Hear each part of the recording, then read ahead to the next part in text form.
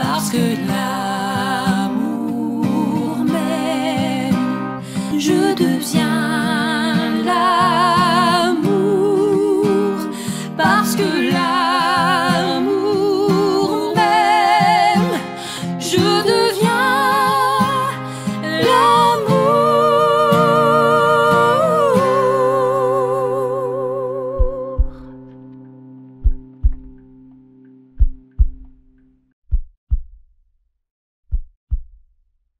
Alors bonjour, chers choisis de Jésus.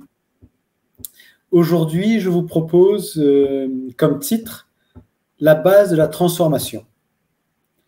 La base de la transformation vient du message 56 du volume numéro 2.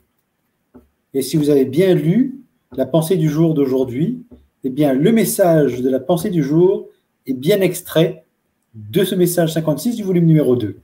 Donc, je me propose de commenter, de passer en revue avec vous ce message 56 du volume numéro 2 de Pour le bonheur des miens, mais choisi Jésus.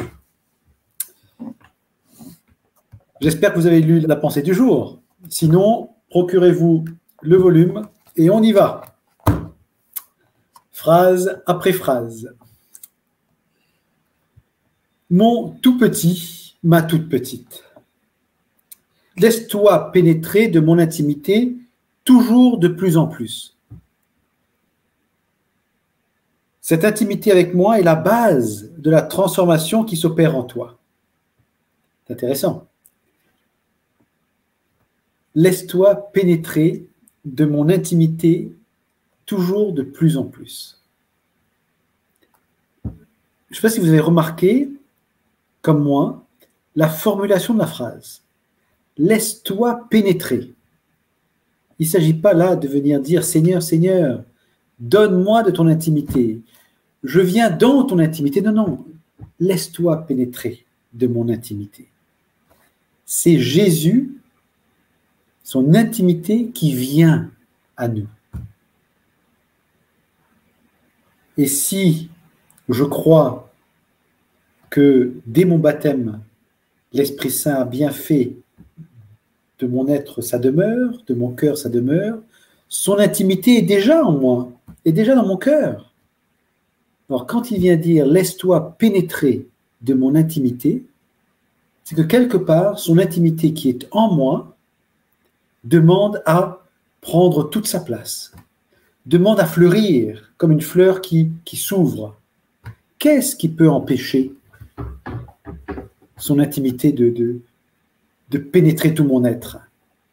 Qu'est-ce qui peut empêcher son intimité de pénétrer tout mon être? Mais peut-être que nous allons le découvrir tout au long de ce message. Un chemin très intéressant. J'espère que vous me suivez. Allons-y, plongeons. Cette intimité avec moi est la base de la transformation qui s'opère en toi. Rappelez-vous, dans un autre message, Jésus disait « La transformation de ton cœur, c'est mon œuvre à moi. » Ça n'est pas la tienne, non, c'est mon œuvre à moi, dit Jésus. Notre transformation, c'est son œuvre à lui. Et pour que notre transformation puisse s'opérer, elle ne peut s'opérer que si nous sommes remplis de son intimité. Ça veut dire que nous sommes remplis de sa présence.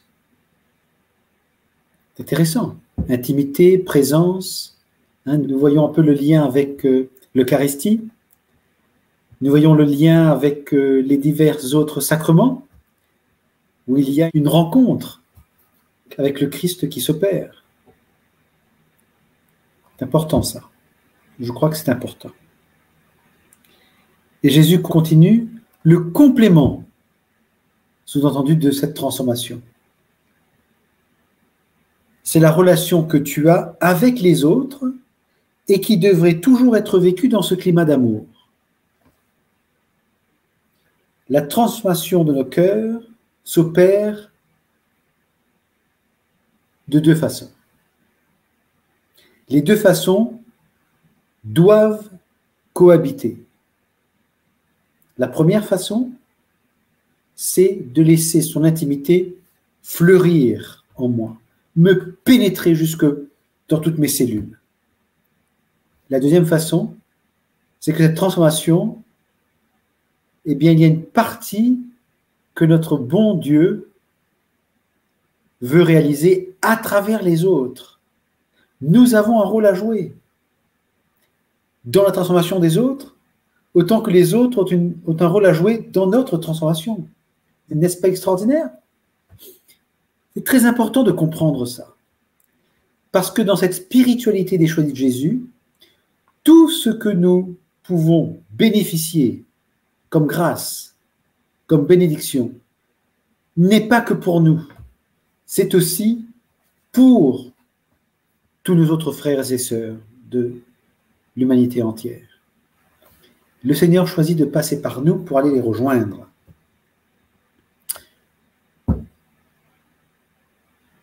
Poursuivons. Comme il est difficile pour vous, nous dit Jésus, de vivre cette relation avec les personnes qui sont sur votre route. Oui, nous voulons tellement pouvoir vivre une relation dans l'amour, mais on le sait bien, ce n'est pas toujours facile. Vous avez besoin de vous entraîner avec des personnes qui ont les mêmes aspirations que vous, d'où l'importance des petites communautés d'amour et de partage, qui vous permettront d'apprendre et d'expérimenter dans le vécu les points suivants. Nous allons voir ça. Nous avons besoin, dit Jésus, de nous entraîner à vivre cette relation d'amour. Il ne suffit pas de laisser l'intimité de Jésus nous pénétrer, il nous faut aussi vivre cette intimité et donc son amour, sa présence avec les autres, dans une relation avec les autres. Nous ne pouvons pas, dans cette spiritualité, nous enfermer dans une chambre et attendre que tout se passe. Nous devons nous rendre disponibles aux autres, physiquement, directement ou indirectement d'ailleurs, et indirectement. Nous ne pouvons pas nous laisser enfermer dans une chambre et centrer sur nous. Ça n'est pas possible. Si nous nous laissons enfermer dans une chambre, c'est pour intégrer et faire de nos prières une prière universelle.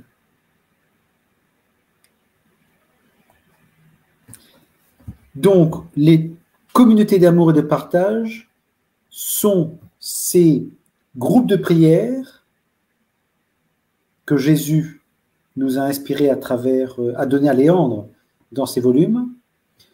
Ce sont donc des groupes de prière, des lieux de prière, de rassemblement pour apprendre et expérimenter dans notre propre vécu cette intimité avec Jésus, cet amour, son amour qui nous relie les uns les autres, et comment vivre dans sa présence aussi.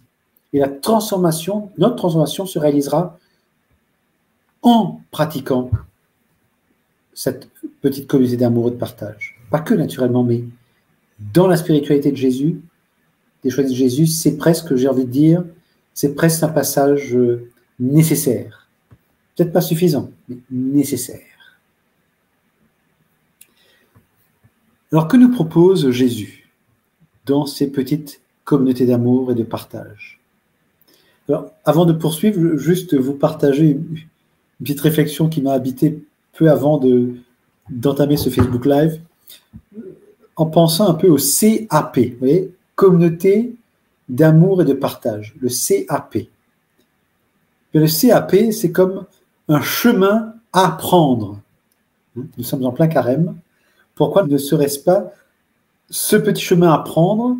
Si nous n'appartenons pas à une communauté d'amour et de partage, par exemple, peut-être pouvons-nous demander à Jésus de créer l'occasion, l'opportunité de pouvoir cheminer dans une petite cape, donc de mettre sur notre route d'autres personnes.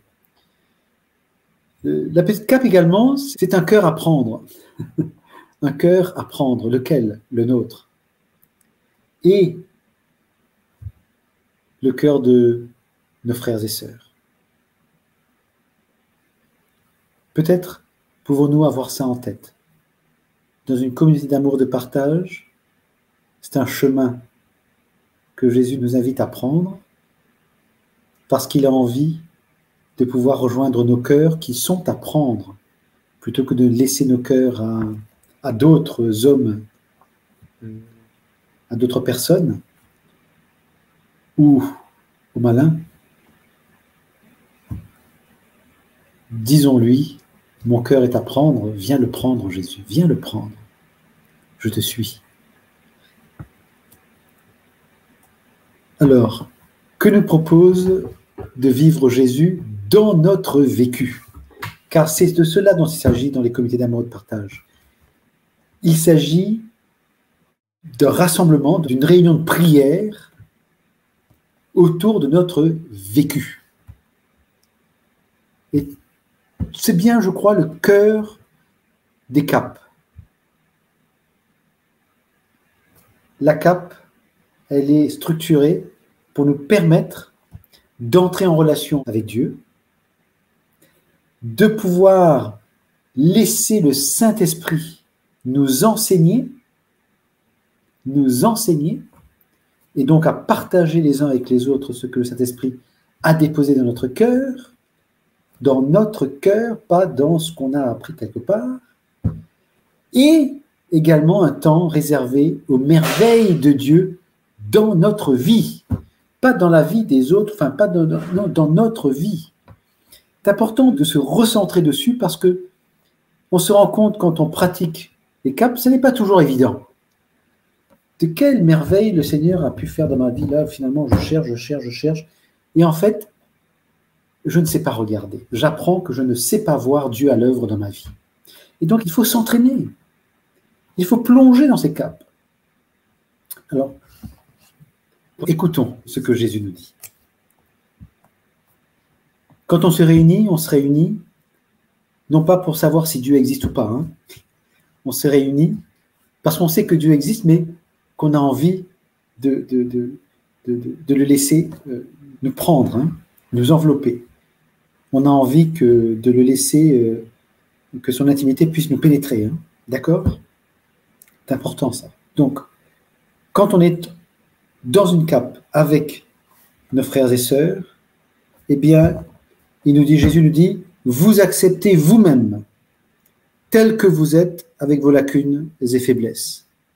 Je viens à la CAP avec mes péchés, avec mes écarts, avec ce que je n'aime pas en moi, autour de moi et à travers moi, avec mon histoire. Je viens aussi à la CAP avec mes talents, avec les grâces qu'il m'a données, avec le cœur enflammé de son amour. Je viens à la CAP avec toutes les bonnes choses, parce que j'ai besoin de transformation.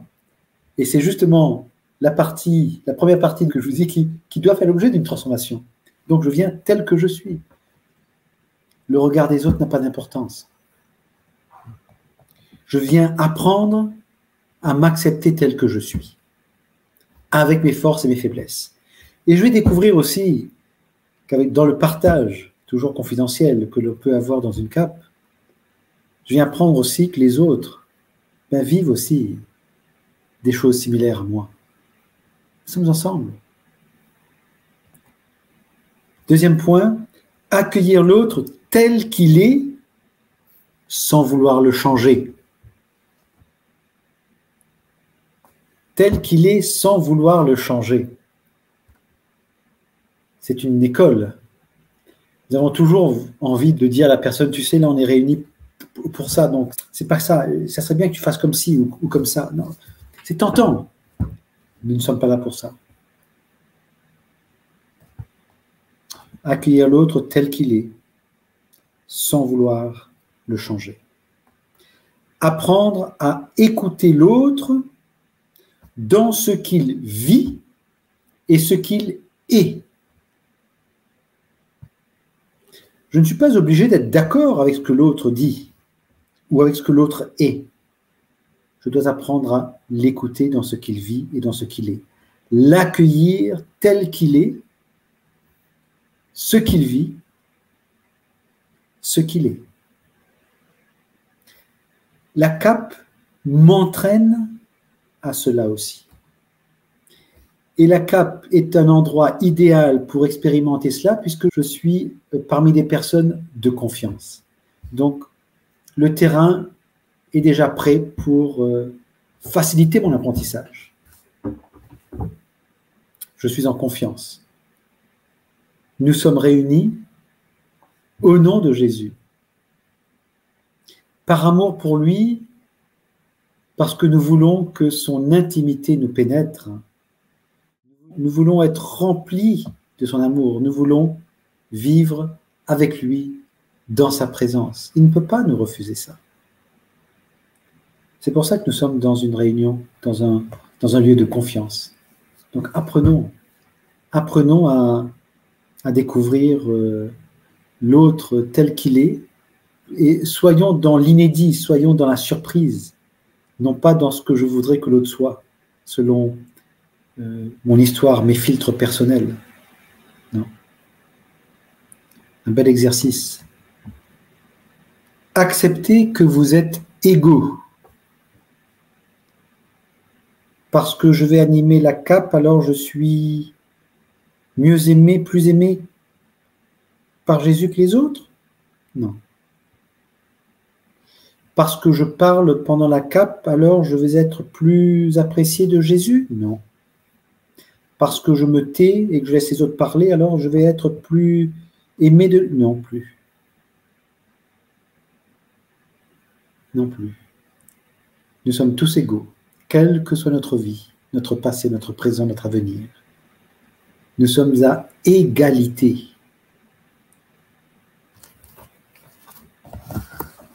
De même que toutes les personnes qui sont dans ce monde, qu'ils soient croyants ou pas, pratiquants ou pas, nous sommes aimés du même amour. Nous sommes à égalité. Il y a simplement l'enfant qui se rapproche de ses parents et d'autres qui sont encore un peu éloignés. Tout simplement. Que chacun puisse s'exprimer selon son désir sans y être forcé. Comme c'est agréable de pouvoir se réunir dans un lieu où l'on n'est pas forcé de parler, où je peux garder le silence. Je peux aussi apprendre dans ce silence, si je fais silence par orgueil, parce que je n'ai pas envie qu'on me dise que j'ai tort, ou que je n'ai pas compris quelque chose, ce qui n'arrive jamais dans une CAP. Je peux apprendre aussi par mon silence, finalement, que j'ai beaucoup à apprendre des autres aussi. Je peux aussi apprendre par mon silence que finalement, moi j'entends les autres me parler, mais moi est-ce que je leur dis ce que j'ai dans le cœur? Je bénéficie de ce qu'ils me donnent, mais est-ce que moi je leur donne cette grâce de pouvoir entendre ce que j'ai à leur dire aussi, parce que le Seigneur passe par moi aussi. Et si je garde mon silence, peut-être que je ne leur donne pas ce que le Seigneur a déposé à moi. Ça me fait penser à plein de choses. C'est intéressant parce que je le fais dans un environnement de confiance, avec Jésus au centre, puisque nous sommes réunis autour de lui et qu'il est présent. Que chacun soit invité à animer la rencontre, très important. Dans la CAP dans laquelle j'ai la grâce d'être, je dois avouer que mes frères et sœurs n'aiment pas trop animer la rencontre. Mais bon, je demande au Seigneur de... Peut-être pouvez-vous le demander avec moi, qu'ils plongent, eux aussi, dans l'animation. J'apprendrai aussi beaucoup d'eux. J'attends ce moment avec impatience, aussi. Que chacun puisse s'exprimer selon ses besoins à lui, sans se retrouver dans un cadre trop rigide. Que chacun puisse s'exprimer selon ses besoins à lui. Que chacun puisse s'exprimer, c'est une chose, mais selon ses besoins à lui. Quand il s'exprime, nous sommes invités presque à recevoir, à accueillir ce que notre frère et sœur est en train de partager, comme si c'était un besoin de sa part de nous l'offrir, de nous le dire, de faire sortir quelque chose de son être, de son cœur. Il a un besoin, je suis à sa disposition. Je me rends disponible. Je me rends disponible. Ça aussi, c'est un apprentissage de la CAP. Comment se rendre disponible à l'autre sans se retrouver dans un cadre trop rigide. En dehors du fait que le Seigneur nous donne une structure pour cette CAP, ben parfois, il y a des personnes qui voudraient ceci, qui voudraient cela, qui voudraient ça, ça, ça. Finalement, la question se pose. Parce qu'on n'est pas censé avoir de rigidité, pour autant, il faudrait qu'on remette en question les 3 étapes de la CAP. Une question de discernement. Faut-il que la CAP soit comme selon nous, on a envie qu'elle soit? Je voudrais ceci, je voudrais cela, ça serait bien qu'on fasse ceci. Ne sommes-nous pas en train de vouloir mettre des choses dont on a besoin? Quelle est donc la signification de ce besoin qui émerge? Cela, ça fait partie de notre vécu que l'on peut exposer, partager. De quelle manière est-ce que je le partage? Est-ce que je le partage de manière en voulant m'imposer, en voulant demander avec insistance, ou je le partage simplement en disant comme j'aimerais? Mais bon, c'est quelque chose qui m'habite, qui semble être important pour moi, mais bon, je vous le livre pour que nous puissions demander au Seigneur de venir travailler cette pensée. Est-ce que cette pensée vient de lui ou est-ce que cette pensée vient de moi? On se pose la question. C'est le lieu idéal pour en parler, pour réfléchir ensemble.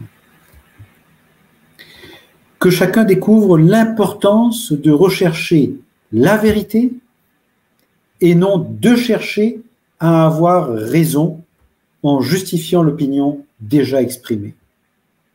C'est important. Notre manière de parler souvent nous conduit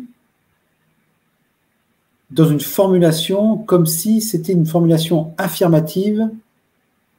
Ça y est, j'ai la vérité, c'est bon, c'est fait, c'est comme ça. Comme si j'avais raison. Et là, le Seigneur nous demande, non, recherchons ensemble la vérité, pas d'avoir raison. Il y a une grande différence. Rechercher la vérité. Une belle phrase de ces points.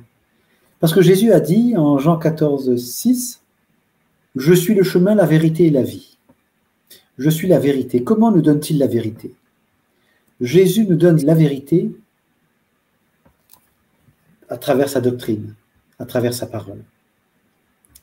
Donc, rechercher la vérité, c'est d'aller rechercher sa parole, de permettre à l'Esprit Saint de venir travailler en nous la parole de Dieu, en la partageant de différentes manières, en nous laissant remplir des pensées que l'Esprit Saint dépose dans nos cœurs pour que nous puissions nous partager les uns aux autres.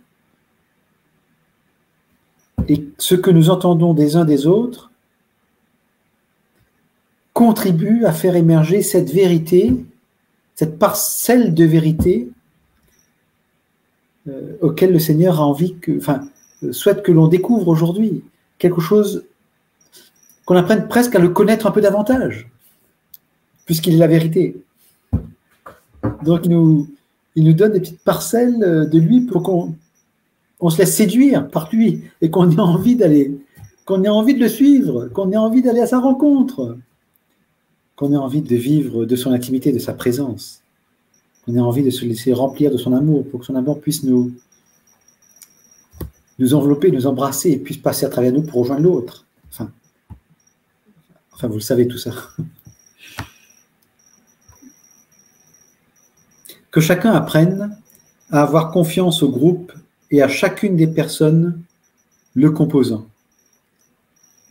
Apprendre à avoir confiance dans le groupe.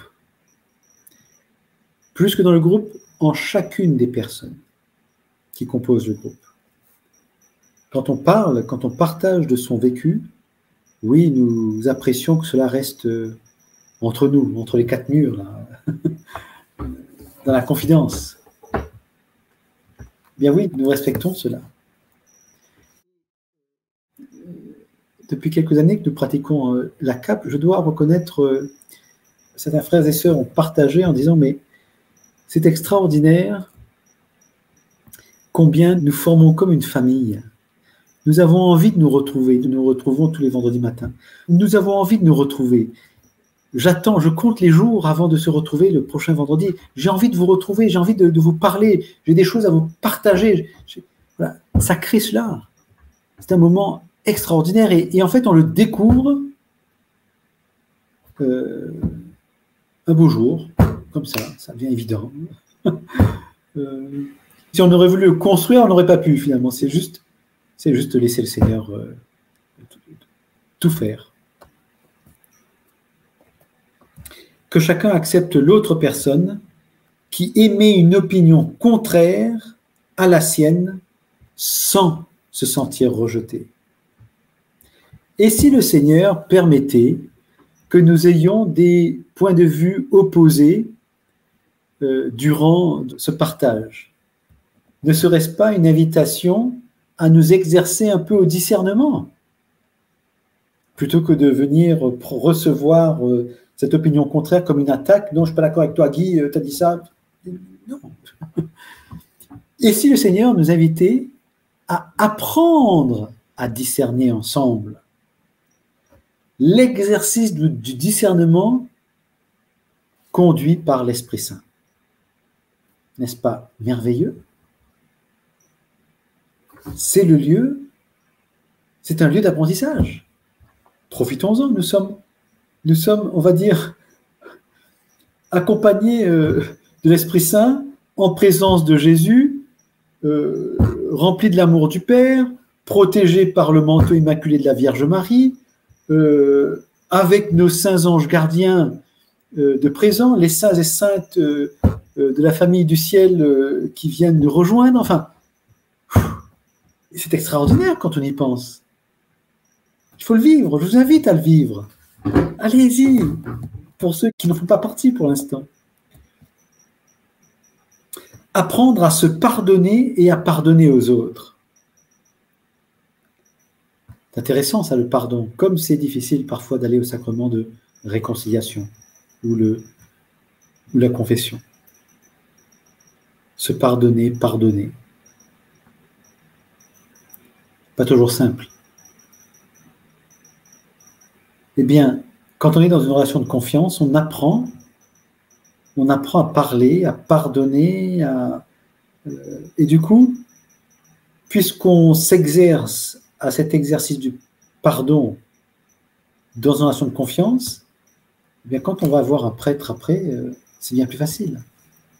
Quand on est dans une relation de couple, quand on est entre amis, entre camarades, ça devient plus facile. On s'est exercé, on a été, on va dire, environné, protégé, ce qui nous a permis de faire un cheminement intérieur vis-à-vis du pardon, ce qui nous fortifie au final pour pouvoir le faire en dehors de la cape, plus facilement. Se réjouir d'être aimé et apprécié des autres personnes faisant partie de la petite communauté. Car il est extraordinaire de vivre cette appréciation quand on est ensemble. On est heureux de se retrouver. On est heureux d'entrer en relation avec Dieu ensemble. On est heureux d'aborder ce moment autour de la parole de Dieu, des messages, des volumes, pour ensuite pouvoir partager ce que le Seigneur nous dépose dans notre cœur. Et puis nous sommes heureux de pouvoir consacrer un moment, dans notre cas, on consacre un petit moment à une petite restauration, avant de passer à la troisième partie de la cape dédiée aux merveilles de Dieu dans notre vie, au partage des merveilles de Dieu dans notre vie. Donc du coup, ça devient extraordinaire. Hein, on rentre dedans. Et puis, on est heureux. Et puis, quand on se quitte heureux, parce qu'on sait qu'on va se retrouver dans une semaine et qu'on aura encore tant de choses à partager. Extraordinaire. Témoigner aux autres son appréciation et son amour. Ne pas apprendre à le témoigner. Apprendre, à partager, à dire à l'autre comment on l'apprécie, comment on l'aime. Des paroles de gentillesse, d'amour. Et en vérité, tout ce que je fais à l'autre, c'est comme si c'était à moi que tu le faisais, nous dit Jésus. Donc quand je reçois une parole d'amour, une appréciation, c'est comme si je recevais ce cadeau de Dieu, en personne. Quand je donne une appréciation, un geste d'amour à mon frère ou ma sœur de la communauté, c'est comme si Jésus lui offrait cela. Donc, c'est en baignant dedans que finalement, on va toujours garder ça en tête. Vivez-le, expérimentez-le. Je demande au Seigneur à chacun d'entre vous qui n'avez pas de cap aujourd'hui, je lui demande de mettre sur votre route des personnes et de préparer leur cœur aussi par le Saint-Ange gardien, de préparer vos cœurs dans cette unité et vos esprits aussi dans cette même unité pour que finalement vous disiez mais oui, réunissons-nous, on en a tellement envie.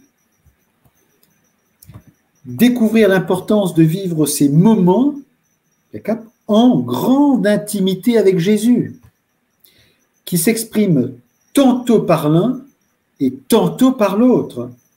C'est important. Jésus s'exprime tantôt par l'un, tantôt par l'autre. Même si nous ne sommes pas obligés de parler, de partager, mais ouvrons nos cœurs à l'inédit, à la surprise. Ne cherchons pas à avoir quelque chose à dire forcément. Demandons à Jésus, Jésus, me voici disponible. Si tu désires déposer une pensée, un mot, une phrase, me voici disponible pour le partager avec mes frères et sœurs, par amour pour toi, tout simplement. Et si je me laisse, donc je m'exerce à disposer mon cœur à ce que le Seigneur va bien vouloir mettre dans mon cœur. Et je m'exerce à mettre de côté ce que j'ai envie de dire, moi, forcément, parce que je suis sûr que ça va leur faire quelque chose, là. Il faut que je leur dise ça. Non. Non. Je me laisse remplir. Peut-être que, à force après, ce que j'avais tellement envie de partager viendra tout naturellement, et puis voilà. Parce que souvent, nous avons en tête, la personne, elle a posé une question là, donc il faut absolument que je lui réponde. Là. Non, il faut absolument que je lui donne une réponse. Il faut, là, parce que si elle pose une question, c'est pour qu'on ait une réponse. Là. Il faut absolument. Donc, finalement, là, laissons le Seigneur, arrêtons-nous, écoutons, posons, même si un petit temps de silence, c'est pas grave, et puis partageons, en paix. Sinon, on risque de tomber dans un dialogue, on va dire, animé par nos pensées, rempli de nos pensées, mais pas forcément de l'Esprit Saint, puisque finalement, je ne l'ai pas écouté. Même si ce que j'avais à dire était peut-être de bonne intention, était des belles choses, mais c'est le moment de l'Esprit Saint. C'est là, on vient pour se laisser transformer, pas pour dire ce qu'on a envie de dire. C'est pas pareil. Il y a d'autres forums pour ça. Pardon. Être constamment guidé et inspiré par l'Esprit Saint, lui demandant continuellement ses lumières.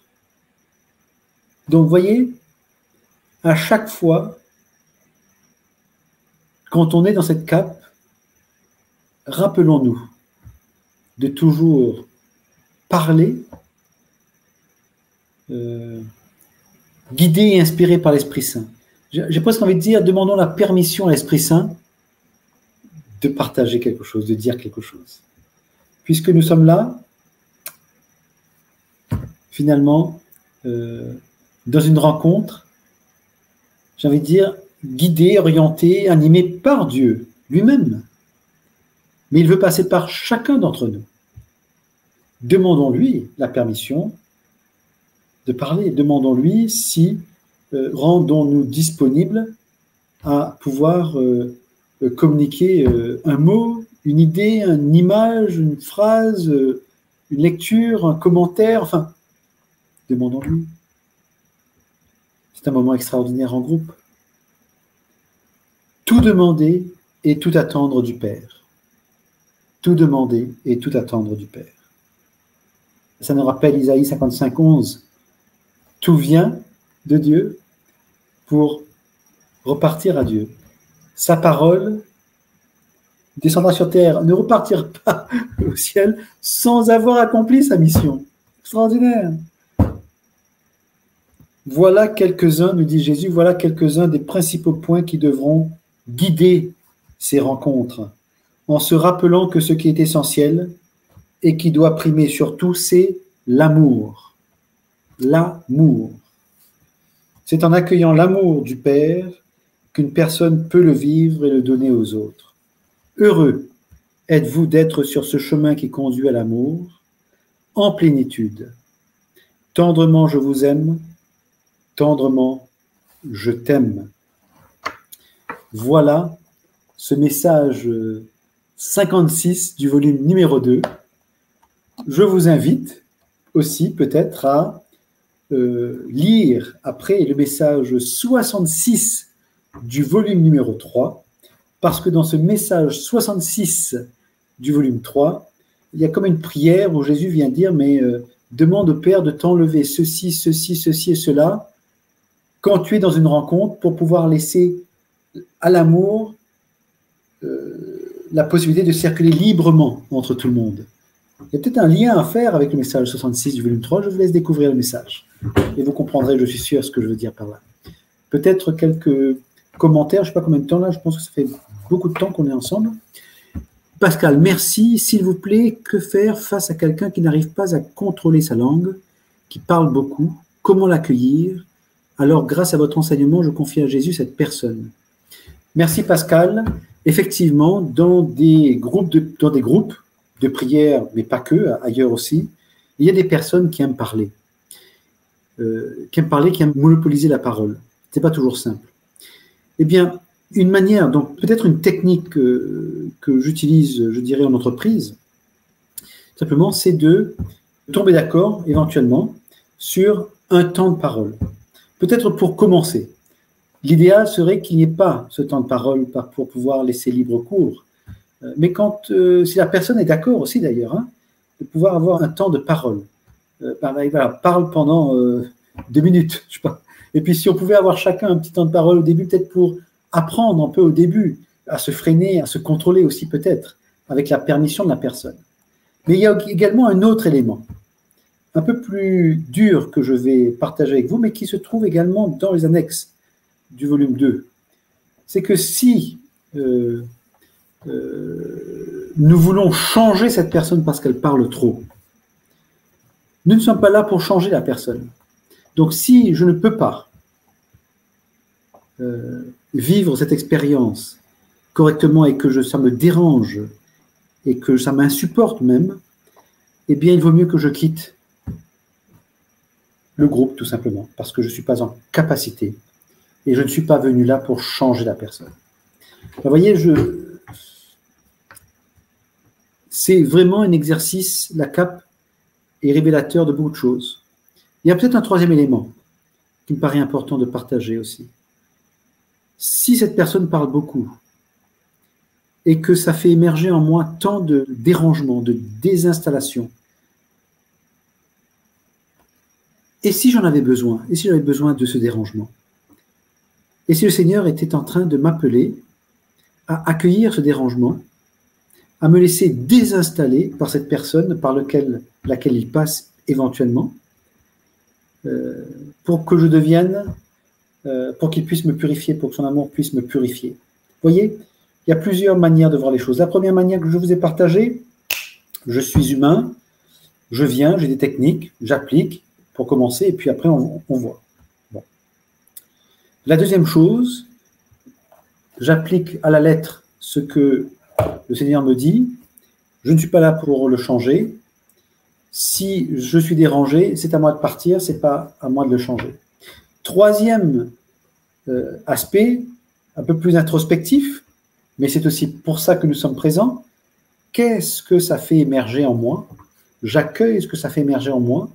je le donne au Seigneur, et le Seigneur est en train de m'inviter à pratiquer, en fait, cette désinstallation, hein, ce dérangement intérieur.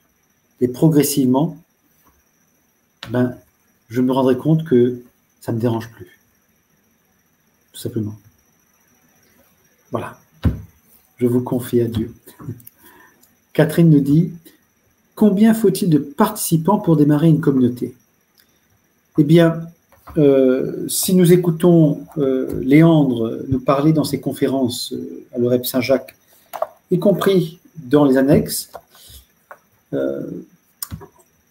entre 5 et 15. Léandre ne recommande pas plus de 15. Je crois aussi que c'est dans les annexes aussi, pas plus de 15 personnes. Tout simplement parce que, en fait, c'est plus facile de se réunir quand on n'est pas trop non plus.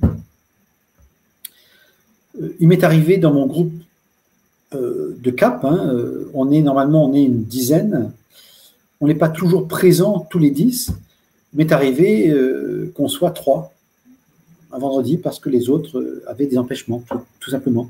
Et ça s'est super bien passé.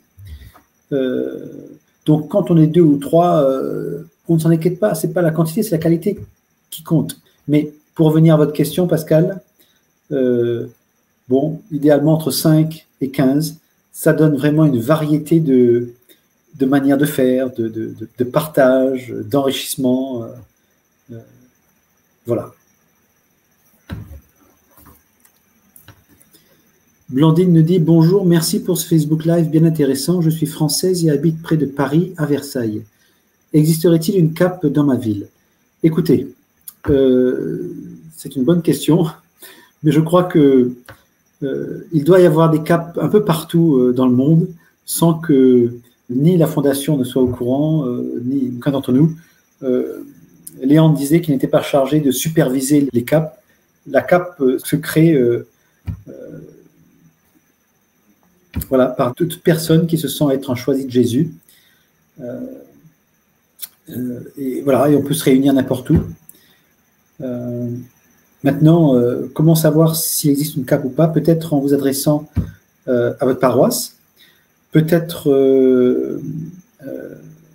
qu'en contactant la Fondation et que la Fondation a connaissance d'une CAP, mais je pense que le meilleur conseil éventuellement que je pourrais vous donner, c'est directement de vous adresser au Seigneur pour lui demander, voilà, Seigneur, si c'est toi qui as déposé dans mon cœur le désir de monter une CAP ou d'intégrer une CAP, eh bien, je te demande de mettre sur ma route là où les personnes vers lesquelles tu souhaiterais que je me dirige ou avec lesquelles tu souhaiterais que je monte une CAP, tout simplement. Et vous verrez, le Seigneur fera son travail. Saba nous dit « Merci beaucoup Guy, Seigneur Jésus vous bénisse ». Eh bien, merci beaucoup, j'accueille. Je vous retourne cette bénédiction ainsi qu'à tous les auditeurs d'aujourd'hui et de demain. Voilà. Écoutez, je pense que ça fait bien longtemps qu'on parle ensemble. Je vous remercie encore de votre fidélité. Comme vous voyez, nous avons changé d'horaire, donc dorénavant, ça sera 1 heure avant que d'habitude. Et puis, je vous donne rendez-vous donc à lundi prochain. Je vous souhaite une bonne semaine, un bon carême. Je vous souhaite de prendre ce chemin, un chemin à prendre, d'être un cœur à prendre par le Seigneur en vue de lui demander de vous orienter vers une communauté d'amour et de partage. Parce que l'amour nous aime, nous devenons l'amour. Parce que l'amour nous aime, nous devenons l'amour. Parce que l'amour nous aime, nous devenons l'amour. Bye bye. Parce que l'amour m'aime, je deviens l'amour. Parce que l'amour